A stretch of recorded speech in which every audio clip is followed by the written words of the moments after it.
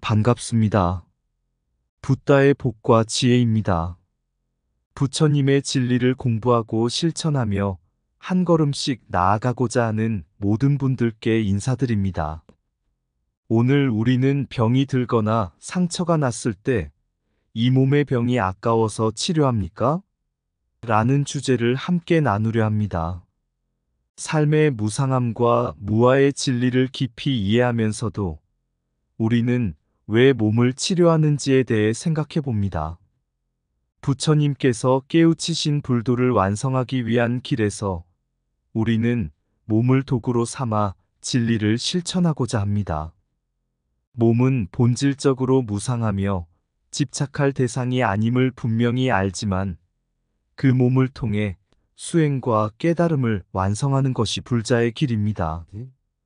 우리의 치료와 노력은 단지 이 몸을 아끼기 위해서가 아닌 고통을 덜어 부처님의 길을 걸을 수 있는 여정을 지속하기 위함입니다.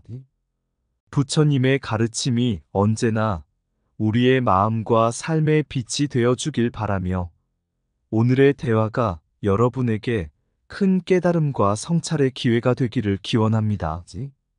자, 그럼 병이 들거나 상처가 났을 때 이 몸의 병이 아까워서 치료합니까? 이 질문에 함께 귀 기울여 볼까요? 어느 날 깊은 산속의 한 작은 절에서 수행에 정진하던 비구 한 명이 병에 걸렸습니다. 그의 병은 점점 심해져 고통스러운 나날이 이어졌습니다. 그러나 이 비구는 삶은 무상하고 이 몸은 무아이니 이 고통도 덧없다는 생각으로 병을 치료하지 않으려 했습니다. 그러던 중 부처님의 말씀을 깊이 깨우친 스님이 그 절을 방문하게 되었습니다. 스님은 병든 비구를 보며 그에게 이렇게 물었습니다. 왜 치료하지 않고 이렇게 고통 속에 있습니까? 비구는 답했습니다. 이 몸은 결국 무상하고 나라는 존재도 본래 무아입니다. 그러니 이 병도 애써 치료할 필요가 없다고 생각했습니다. 스님은 미소를 지으며 부드럽게 말했습니다. 그대가 말한 무상과 무아의 진리는 옳습니다. 그러나 깨달음의 길을 걷기 위해서는 이 몸 또한 도구로 사용해야 합니다. 몸이 고통 속에 있다면 마음이 산란해지고 수행을 이어가기가 어려울 것입니다. 스님은 부처님의 한 일화를 들려주었습니다. 부처님께서도 수행 중에 몸이 아프셨을 때 몸을 소중히 여기거나 집착하지는 않으셨지만 부처님의 가르침을 완성하기 위해 치료를 받으셨다는 이야기였습니다. 그때의 치료는 집착이 아니라 수행의 도구로서 몸을 사용하는 지혜로운 선택이었습니다. 스님의 말을 들은 비구는 깊이 반성하며 깨달았습니다. 병을 치료하는 것은 이 몸을 아까워하거나 집착하는 것이 아니었구나. 오로지 수행을 계속하기 위한 길이었을 뿐이었구나.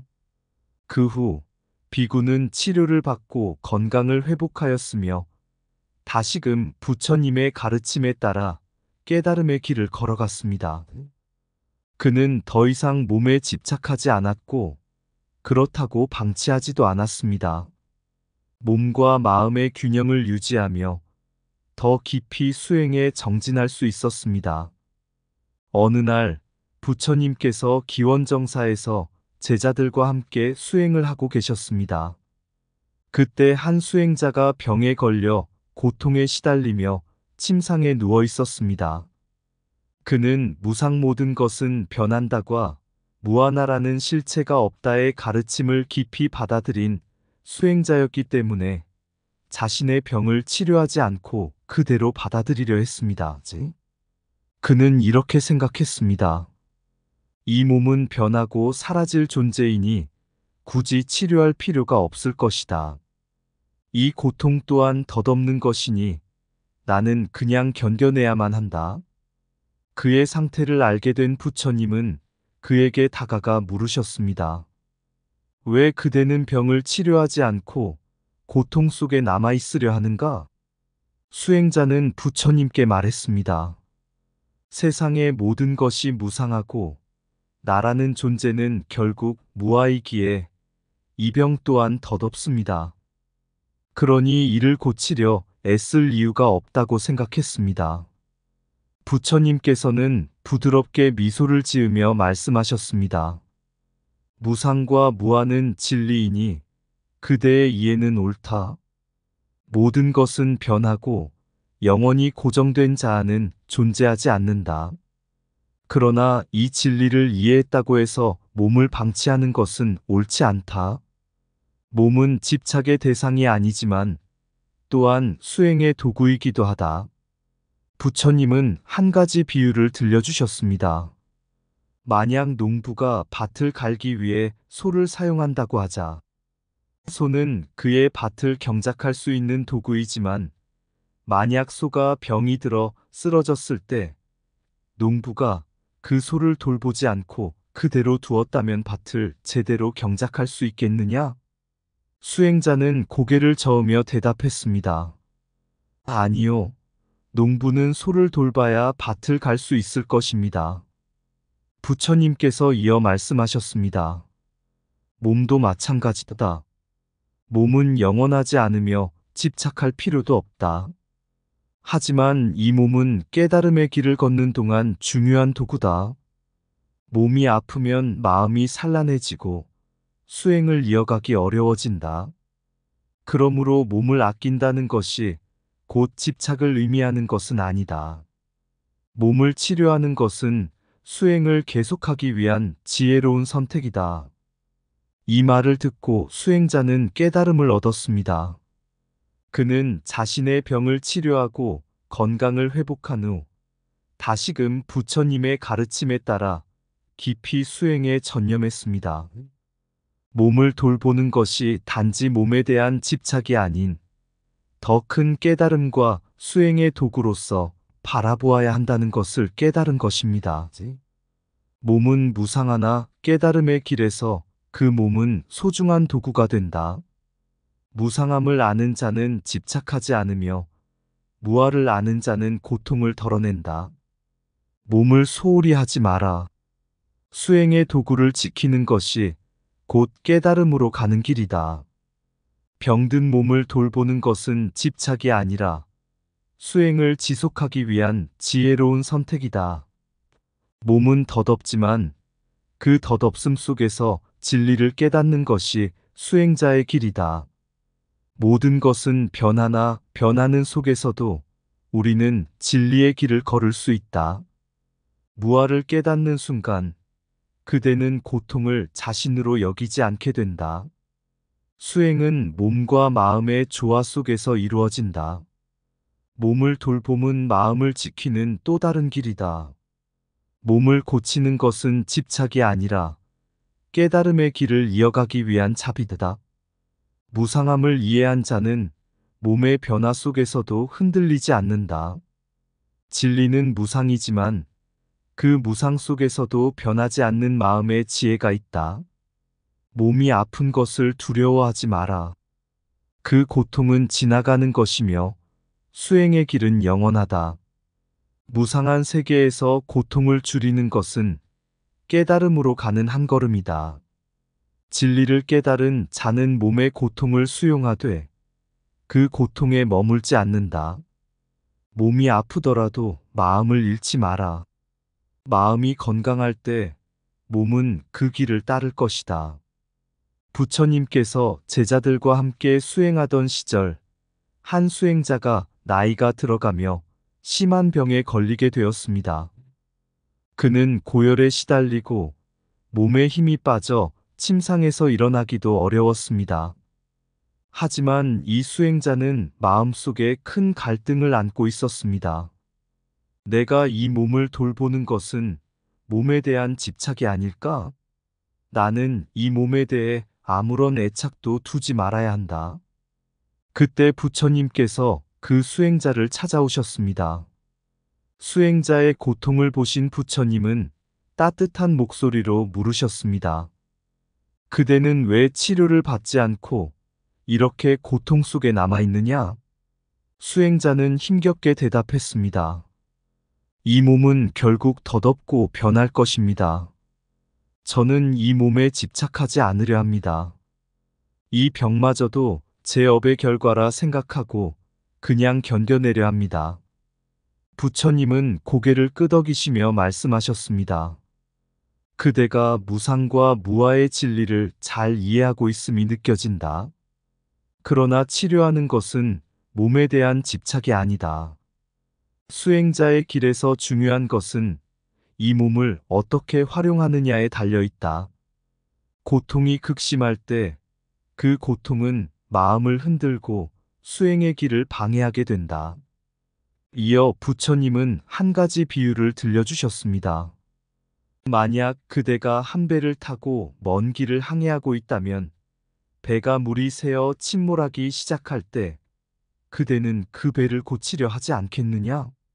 배를 고치는 것은 집착이 아니라 목적지에 도달하기 위한 필수적인 조치다. 그 배가 없으면 그대는 아무리 의지가 굳건해도 물살을 거스르며 항해할 수 없을 것이다. 수행자는 부처님의 말씀을 듣고 깊은 깨달음을 얻었습니다. 그는 깨달음의 길에서 이 몸이 중요한 도구임을 다시금 깨달았던 것입니다. 부처님은 치료하는 것은 몸에 대한 집착이 아닌 부처님의 길을 계속 걷기 위해 고통을 줄이고 마음을 지키는 자비로운 행위라고 가르쳐 주신 것입니다. 그렇다면 제가 치료를 받아도 괜찮은 것입니까? 수행자는 망설이며 물었습니다. 부처님은 미소를 지으시며 대답하셨습니다. 물론이다. 몸을 돌보는 것은 수행을 지속하기 위한 지혜이다. 건강한 몸이 있어야 아라한의 길로 가는 수행도 이어질 수 있다. 병이 들었다고 해서 이 몸을 무시하는 것이 아니라 고통을 줄이고 마음을 안정시켜 그 길을 더 깊이 걷기 위함이다. 수행자는 부처님의 가르침에 따라 치료를 받고 몸을 회복한 후 다시 수행에 전념할 수 있었습니다. 그는 이제 몸을 돌보는 것이 결코 집착이 아니며 깨달음의 길을 걸어가기 위한 필수적인 행위라는 것을 깊이 깨달았습니다. 몸을 돌보는 것은 집착이 아닌 깨달음을 위한 지혜로운 선택이다. 고통을 줄이는 것이 곧 마음의 평안을 찾아 수행을 이어가는 길이다. 치료는 나약함이 아니라 부처님의 길을 걷기 위한 자비로운 행위다. 몸은 수행의 도구이기에 고통을 줄여 그 도구를 잘 보존하라. 병든 몸을 치료하는 것은 집착이 아니라 깨달음의 여정을 지속하기 위한 것이다. 건강한 몸이 있어야 마음의 평안을 이루고 아라한의 길로 나아갈 수 있다. 몸을 버리지 마라. 그것은 수행을 지속하기 위한 자비의 그릇이다. 고통을 없애는 것이 아닌 고통을 다스리는 것이 수행자의 길이다. 몸이 아플 때는 마음을 지키고 치료로서 수행의 힘을 키워라. 몸을 돌보는 것은 마음을 돌보는 것과 다르지 않다. 치료는 집착이 아니라 부처님의 길을 끝까지 걷기 위한 자비로운 길이다. 고통 속에서 수행하지 말고 고통을 줄여 더 깊이 수행하라. 몸을 돌봄은 수행의 걸림돌이 아닌 그 길을 걷기 위한 연료다. 깨달음의 길은 고통을 버리는 것이 아닌 고통을 지혜롭게 다루는 데 있다. 몸은 무상하지만 그 무상함 속에서 우리는 깨달음의 길을 완성해 나간다. 옛날 인도의 밀린다 왕은 불교의 진리에 깊은 의문을 품고 있었습니다. 그는 논리적이고 날카로운 질문들로 불교의 수행자들을 자주 시험하곤 했습니다. 한 번은 밀린다 왕이 나가세나라는 지혜로운 스님을 찾아와 물었습니다. 부처님의 가르침에서 말하길 모든 것은 무상하고 무아라고 합니다. 그렇다면 왜 불자들은 병이 들거나 상처가 났을 때 치료를 받습니까? 무상한 몸을 왜 돌보는 것입니까? 이것은 부처님의 가르침에 어긋나는 것 아닙니까? 이 질문은 왕이 불교의 모순을 발견하려는 의도에서 던진 것이었지만 나가세나 스님은 차분히 미소를 지으며 대답했습니다. 왕이시여, 그 질문은 매우 중요합니다. 하지만 먼저 하나 묻겠습니다. 왕께서는 마차를 타고 다니십니까? 밀린다 왕은 의아해하면서도 대답했습니다. 그렇소. 나는 마차를 타고 다니지. 나가세나 스님은 계속해서 물었습니다. 그렇다면 마차가 고장나거나 수레바퀴가 망가졌을 때 왕께서는 그 마차를 고치지 않으십니까? 왕은 답했습니다. 물론 고치지. 고장난 마차를 두고 그냥 걸어 다닐 수는 없지 않겠소? 그러자 나가세나 스님은 부드럽게 말했습니다. 바로 그와 같습니다. 몸은 마치 왕의 마차와도 같습니다. 몸은 무상하여 언젠가는 사라지겠지만 지금 이 순간 수행자의 길을 걷기 위해서는 이 몸을 도구로 삼아야 합니다. 수행자가 병이 들거나 상처를 입었을 때 치료하는 것은 이 몸을 아껴서가 아니라 깨달음의 길을 걸어가기 위한 지혜로운 행위입니다. 마차가 고장나면 수리하듯이 수행자는 몸을 돌봐야만 부처님의 길을 끝까지 갈 수 있습니다. 밀린다 왕은 이 말을 듣고 깊은 깨달음을 얻었습니다. 그는 자신이 질문을 통해 발견하려 했던 모순이 사실은 더 큰 불교의 진리를 드러내는 길이라는 것을 깨달았습니다. 그는 스님의 대답이 논리적일 뿐만 아니라 지혜로움을 담고 있다는 것을 깨닫고 다시 묻기를 원했습니다. 그러면 왜 무아를 강조하면서도 나라는 존재를 부정하지 않습니까? 내가 깨달음을 얻는다는 그 말 자체가 모순 아닌가요? 나가세나 스님은 다시 미소를 지으며 대답했습니다. 왕이시여, 마치 우리가 마차를 마차라고 부르지만 그 마차는 바퀴, 축, 말 등이 모여 이루어진 것일 뿐 마차라는 고정된 실체는 없듯이 우리 역시 여러 조건에 의해 일시적으로 존재하는 것입니다. 수행자가 깨달음을 얻는 것은 그 조건들이 하나로 모였을 때 참된 지혜를 깨닫는 것을 말합니다. 나라는 고정된 실체가 깨닫는 것이 아니라 모든 조건들이 모여 지혜를 이루는 것입니다. 왕은 다시 고개를 끄덕이며 말했습니다. 이제야 이해가 됩니다. 부처님의 가르침이 단순한 말 장난이 아닌 깊은 논리와 지혜가 있음을 알게 되었소. 그 후로 밀린다 왕은 스님의 가르침을 깊이 존중하게 되었고 더 이상 불교에 대한 모순을 찾으려 하지 않고 오히려 부처님의 진리를 더 깊이 배우고자 노력하게 되었습니다. 질문은 깨달음의 시작이며 대답은 지혜의 길이다.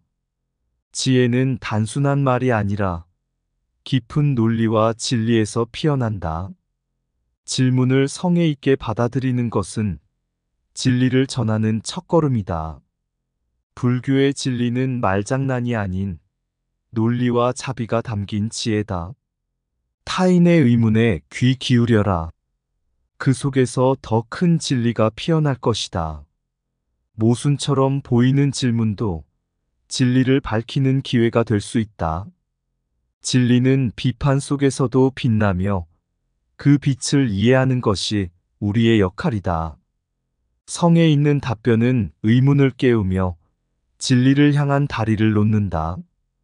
불교의 길은 비판에 굴하지 않고 논리와 자비로 답하는 길이다. 말장난으로 보이는 질문도 진정한 지혜로 답하라. 비판자의 질문 속에 깃든 의문을 이해할 때 진리는 더 넓어진다. 진리를 전하는 것은 상대를 꺾는 것이 아니라 함께 이해하는 것이다. 지혜로운 자는 질문을 두려워하지 않고 그것을 통해 더 큰 깨달음을 얻는다. 논리적 사고와 자비로운 마음이 만날 때 진리는 명확해진다. 불교의 가르침은 질문에 대한 지혜로운 답변 속에서 더 빛난다. 어느 날 한 외도비 불자 학자가 불교의 가르침에 의문을 품고 부처님을 찾아와 질문을 던졌습니다. 그 학자는 불교의 무아와 무상에 대해 비판적이었고 여러 모순을 지적하려 했습니다. 그는 부처님 앞에 앉아 이렇게 물었습니다. 부처님, 당신은 무아를 설파하십니다. 그런데 무아라면 깨달음을 얻는 것도 수행을 하는 것도 모두 의미가 없는 것 아닙니까? 자아가 없다면 누가 고통을 느끼고 누가 깨달음을 얻을 수 있습니까? 이 질문은 매우 논리적으로 보였고 주위의 다른 사람들 또한 그 학자의 말에 귀를 기울였습니다. 하지만 부처님은 차분한 미소를 지으며 그 학자의 질문을 받아들였습니다. 존귀한 학자여, 그대는 논리적인 의문을 제기했습니다. 그러나 그 질문은 겉으로 보기에만 모순처럼 보일 뿐입니다. 무아란 고정된 실체로서의 자아가 없다는 뜻이지 모든 것이 존재하지 않는다는 의미가 아닙니다. 부처님은 연꽃 한 송이를 손에 들고 비유를 들어 설명하셨습니다. 이 연꽃을 보십시오. 이 연꽃은 씨앗에서 시작해 물, 햇빛, 흙의 도움으로 피어났습니다. 그러나 이 연꽃 속에는 고정된 자아가 없습니다. 그럼에도 불구하고 연꽃은 존재하고 아름답게 피어납니다. 마찬가지로 우리도 여러 인연과 조건으로 인해 존재할 뿐 고정된 자아는 없습니다. 학자는 부처님의 비유에 고개를 끄덕였지만 여전히 의문이 남아 있었습니다. 그러나 왜 깨달음을 추구합니까? 만약 고정된 자아가 없다면 그 깨달음을 얻는 주체는 누구입니까? 부처님은 온화하게 답변하셨습니다. 깨달음은 고정된 자아가 얻는 것이 아니라 조건이 성숙하여 모든 집착과 어리석음이 사라지는 상태입니다. 마치 어두운 방에 빛이 들어와 어둠이 사라지는 것처럼 깨달음은 그 어둠을 없애는 것이지 누군가가 어둠을 사라지게 하는 것은 아닙니다. 이 말을 듣자 학자는 깊은 생각에 잠겼습니다. 그는 자신의 질문이 잘못된 것이 아님을 깨달았지만 더 깊은 이해가 필요함을 느꼈습니다. 그는 부처님께 다시 물었습니다. 그렇다면 왜 불자들은 이렇게 어려운 질문에도 불교의 가르침을 수호하려 합니까? 단순히 모순을 회피하지 않고 이렇게 성의 있게 답변하는 이유는 무엇입니까? 부처님은 미소를 지으며 말했습니다. 불교는 진리를 숨기거나 피하지 않습니다. 우리는 질문을 두려워하지 않으며 오히려 질문을 통해 진리가 더욱 빛나기를 원합니다. 진정한 가르침은 비판과 질문 속에서도 견고하게 서 있으며 그것을 통해 더 많은 이들이 진리를 깨달을 수 있기를 바라는 마음이 있기에 우리는 성의 있게 답변하는 것입니다. 이 말을 들은 학자는 깊은 깨달음을 얻고 부처님께 머리를 숙였습니다.